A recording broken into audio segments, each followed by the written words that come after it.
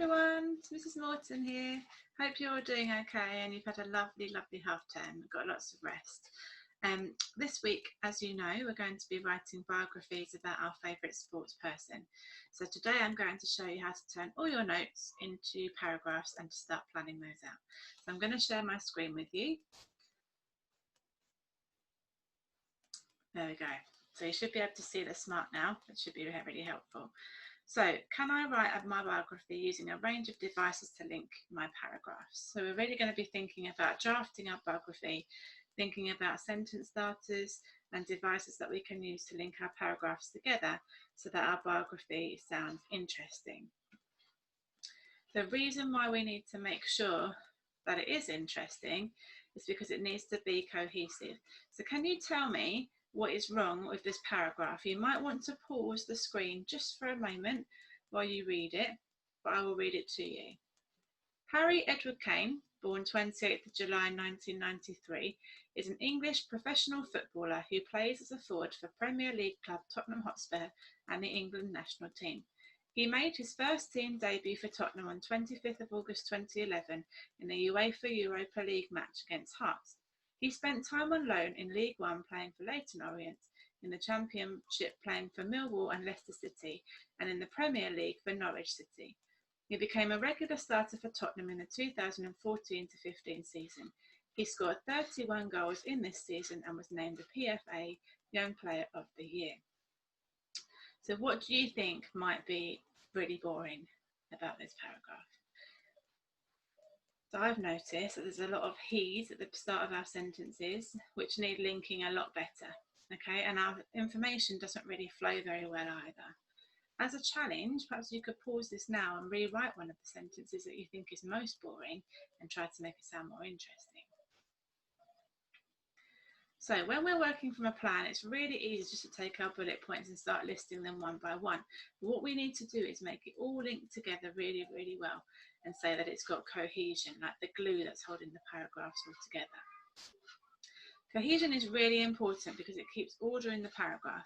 Our related ideas are kept together and it makes it far more easy for the reader to understand what's going on. It also means the ideas flow better and also provides those links as well. Good writers use a number of strategies to create cohesion in their writing. So their paragraphs are in a really good order. The information is always clear and relevant. They even choose specifically chosen words for purpose and effect. That's quite difficult, so you just need to make sure if you're going to do that, that you know exactly why you're using that word. And they use a range of these devices, not just one. Some examples of devices that you might want to use are adverbials. I'm going to show you quite a few in a minute, and there's something for you to download off the school website if you need it. They repeat a certain word or phrase every now and again, not all the time obviously, we know that repetition isn't great all the time.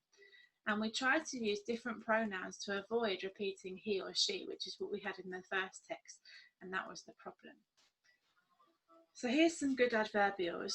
I'm just going to highlight a couple of the ones that I quite like. So I wouldn't use something like in the beginning because I'm not telling a story.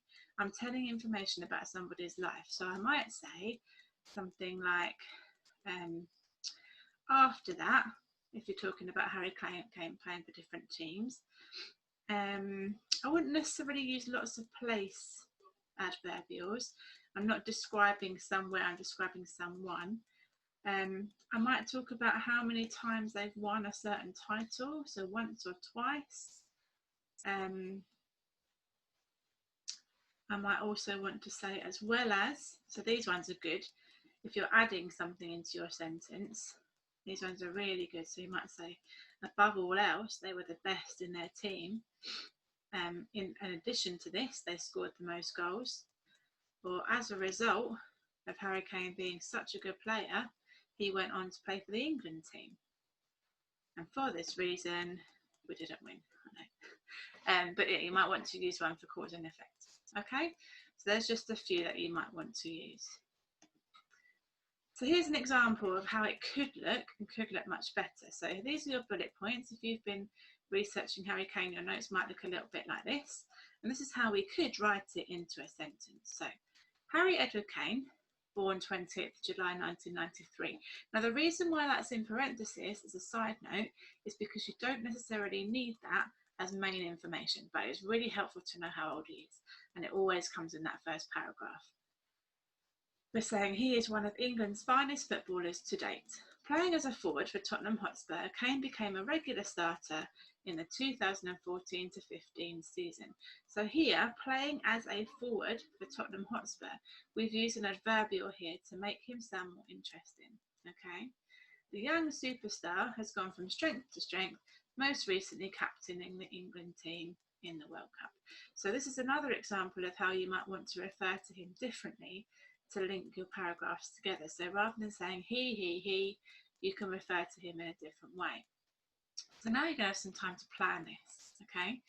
So I'm gonna ask you to think about adverbials and different pronouns that you could use to link your ideas together. So I'd like you to spend some really good time just thinking about how you can do that. And I'm going to show you a little bit more of how you could do that in a minute.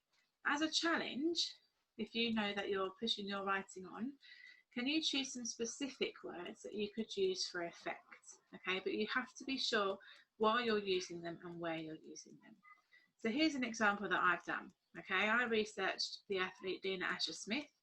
I've got all my notes just here, and I've started to plan out some pronouns that I might use to describe her. So I've put the young star, world champion, because we know she's a world champion here, fastest British woman. So all these titles that she has, you can use as pronouns instead of he or she.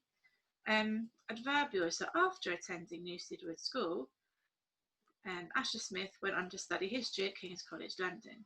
Okay, having trained at Blackheath and Bromley Harriers, she stood in good stead for her further events.